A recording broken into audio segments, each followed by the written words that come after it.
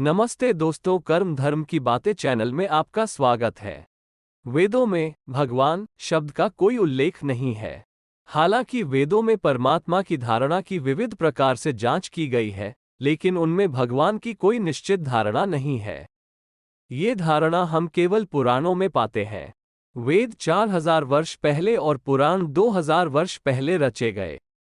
वेद अनुष्ठानों से अधिक आसक्त थे, लेकिन पौराणिक काल तक सर्वशक्तिमान के प्रति समर्पण के विचार को बहुत महत्व दिया जाने लगा, जिन्हें अक्सर भगवान के रूप में पहचाना गया। बौद्ध और जैन धर्मों में भगवान शब्द का उपाधि के रूप में उपयोग होता है। दोनों मठवासी धर्मों में परमात्मा की धारणा को कोई महत्व नहीं दिया जाता। इसके बदले में वे सांसारिक जीवन के बंधनों से मुक्त होने में अधिक रुचि रखते हैं। जो लोग ये कर पाते हैं उन्हें भगवान कहा जाता है। इसलिए जैन धर्म में भगवान महावीर और बौद्ध धर्म में भगवान बुद्ध का उल्लेख है। इन मठवासी संप्रदायों में भगवान सार्वभौमिक ज्ञान अर्थात कैवल्य प्राप्त करते हैं। इसलिए वे उन भय और इच्छाओं में नहीं फंसते जो साधारण लोगों को पीड़ित करते हैं। बुद्धिमानों में सबसे बुद्धिमान व्यक्ति को भगवान कहा जाता है। हिंदू धर्म में भगवान शब्द बहुधा विष्णु को संदर्भित करता है। वे परमात्मा हैं जो राम और कृष्ण के रूप में विश्व से कुछ मांगे बिना उसके साथ जुड़ते हैं। हम यज्ञ नामक वैदिक अनुष्ठान के माध्यम से हिंदू धर्म में भगवान का अर्थ समझ सकते हैं। यज्ञ इस समझ पर आधारित है कि सभी जीवों को भूख लगती है। यज्ञ के माध्यम से इन भूखे जीवों में आदान प्रदान होता है। यज्ञ शुरू करने वाले यजमान देवों का आवाहन कर उन्हें खिलाते हैं। इस प्रकार देव यजमान को खिलाने के लिए बाध्य हो जाते हैं। 2500 वर्ष पहले जब मठवासी संप्रदायों का उद्गम हुआ, तब लोग इस बात पर विचार करने लगे कि क्या भूख को वश में करना संभव था। बुद्ध ने माना कि भूख इच्छा है। जैन धर्म के जिन्होंने माना कि भूख वह बंधन थी जो जीवों को उच्च लोक प्राप्त करने से रोकती थी। हिंदुओं ने एक ऐसे व्यक्ति की कल्पना की जो भूख से परे जा चुके हैं और इसलिए जो देवों से श्रेष्ठ है। ये महादेव अर्थात ईश्वर अर्थात शिव है। लेकिन शिव को कभी भूख नहीं लगती थी और इसलिए उनके लिए यज्ञ में भाग लेने का कोई कारण नहीं था। यज्ञ में भाग लेने वाले परमात्मा को भूखों के लिए सहानुभूतिशील होना आवश्यक था। ये परमात्मा विष्णु है। इस प्रकार ईश्वर शिव और भगवान विष्णु देवत्व के दो पहलुओं के मूर्त रूप हैं। भगवान शब्द का स्रोत भाग शब्द में है।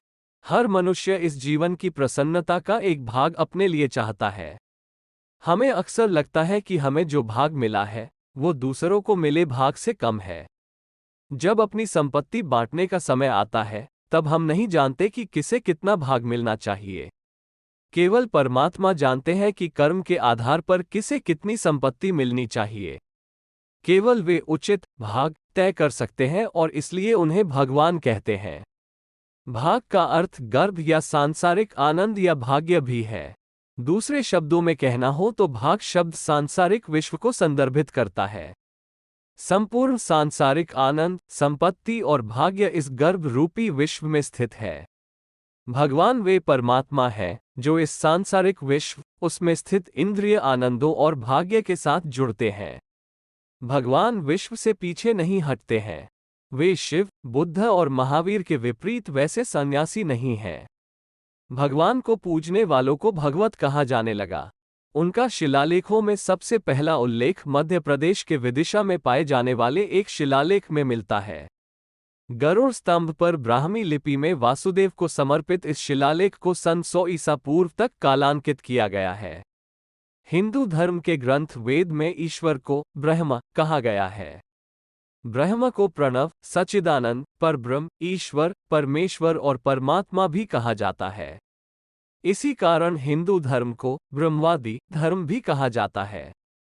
इस ब्रह्म के बारे में उपनिषद और गीता में सारतत्व समझाया गया है। उपनिषद और गीता के साथ ही प्रत्येक व्यक्ति को ब्रह्मसूत्र का अध्ययन करना चाहिए। दुनिया के सभी धर्मों से अलग है हिंदू धर्म में ईश्वर की धारणा, जो कि बिल्कुल भी सही नहीं है। ये ऋषियों का अनुभूत सत्य है, जांचा परखा मार्ग है। ऋषियों ने ईश्वर की कल्पना नहीं की बल्कि उसका अनुभव किया और जाना। जो जाना वही कहा। आओ जानते हैं कि हिंदू धर्म ईश्वर के बारे में क्या कहता है। ईश्वर वह है जो समय और स्थान से प्रभावित नहीं होता है। ईश्वर न धरती पर है और न आकाश में, लेकिन वो सर्वत्र होकर भी अकेला है। सृष्टि से पहले भी वही था और सृष्टि के बाद भी वही एकमात्र होगा। ईश्वर सभी की आत्मा में है और सभी की आत्मा ही ईश्वर है, लेकिन वो कभी किसी को महसूस नहीं होता। उसके लिए आत्मवान होना जरूरी है। वो दूर से दूर और पास से भी पास है। परमात्मा सर्वव्यापक है, लेकिन माया के आवरण से परमात्मा की प्रतीति नहीं होती। जो भूत, भविष्य और सब में व्यापक है, जो दिव्यलोक का भी अधिष्ठाता है, उस ब्रह्म परमेश्वर को प्रणाम है। ऋग्वेद। ईश्वर न आज्ञा देने वाला है और न ही उपदेश देने वाला। उपदेश और आज्ञा देने वाले ईश्वर या सत्य के मार्ग पर नहीं है। ईश्वर न सजा देता है और न ही पुरस्कार। वो न स्वर्ग में भेजता है और न नरक में। जो लोग उसका ध्यान करते हैं और सभी को ईश्वरमय समझते हैं, वे हर तरह की सजा, पुरस्कार और स्वर्ग नरक से परे होकर शांति पाते हैं। ईश्वर न सृष्टि रचयिता है और न सृष्टि का रखवाला। उसके होने से ही सृष्टि हुई और उसके होने से ही सूर्य, तारे, पृथ्वी तथा दूसरे ग्रह नक्षत्र काबू में रहते हैं। उनके काबू में रहने से ही प्राणियों का अस्तित्व विद्यमान है, तो वो ऐसा होने पर भी ऐसा नहीं है। अर्थात उसकी उपस्थिति से ही सब कुछ है और उसकी इच्छा से ही सभी की सुरक्षा है और उसकी इच्छा से ही विध्वंस है। जड़ से बढ़कर प्राण है, प्राण से बढ़कर मन, मन से बढ़कर बुद्धि है और बुद्धि से बढ़कर विवेक, विवेक से बढ़कर चेतना है और चेतना से बढ़कर आत्मा। आत्मा ही सभी को धारण करने वाली है और इस आत्मा को धारण करने वाला परमात्मा है।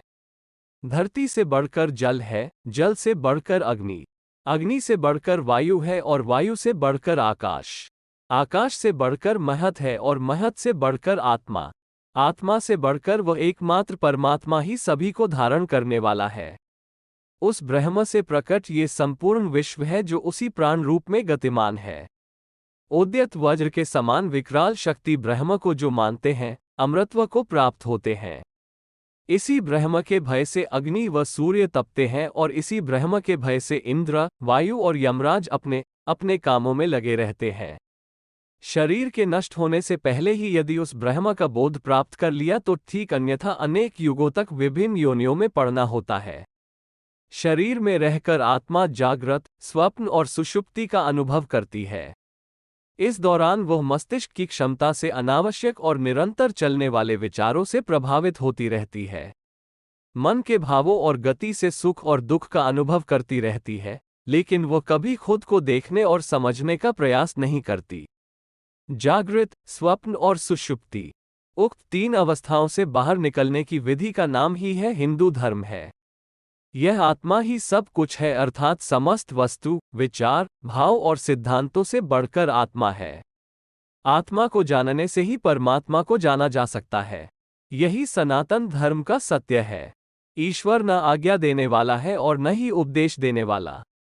उपदेश और आज्ञा देने वाले ईश्वर या सत्य के मार्ग पर नहीं है। ईश्वर न सजा देता है और न ही पुरस्कार। वो न स्वर्ग में भेजता है और न नरक में। जो लोग उसका ध्यान करते हैं और सभी को ईश्वरमय समझते हैं, वे हर तरह की सजा, पुरस्कार और स्वर्ग नरक से परे होकर शांति पाते हैं।